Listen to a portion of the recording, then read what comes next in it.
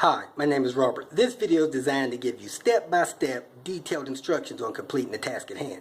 Please read the comments in the About section of this video. It has valuable information and updates. My YouTube channel has a disclaimer video that I encourage you to watch. And please like, share, and subscribe. I hope you found what you're looking for. Thank you very much for watching. In this video, we're going to show you how to set up the heat press so that you can press hats. First thing you want to do is disconnect the cable from the controller. Make sure that the heat press is cooled off enough so you don't get burned. Unscrew the screw on the controller and unplug the timer controller. That is now disconnected. Next thing you want to do is slide the controller off of the assembly. It lifts up and out. Set it aside.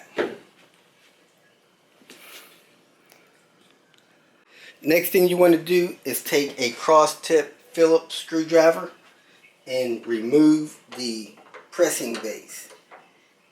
Screw it a couple of screws loose, not all the way, just a couple of turns on each side. After you get a couple of sides loose, it has a channel. You look under there, you slide it forward, and it will come off of the pressing unit like that. Next thing you do is slide the base off of the unit. It has channels in it as so. You also want to check these, make sure that they're not loose.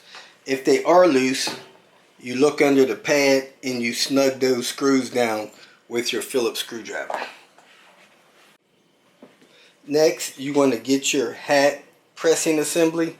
Set this aside for now and take these screws, line them up in the top of that the way the last thing was, slide it all the way back and snug the screws down so that it is locked in place. So you want to make sure you got it slid all the way back before you snug the screws down.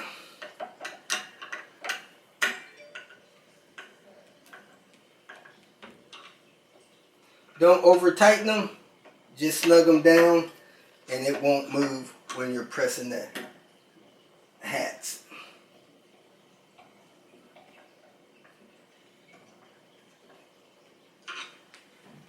Next, you take your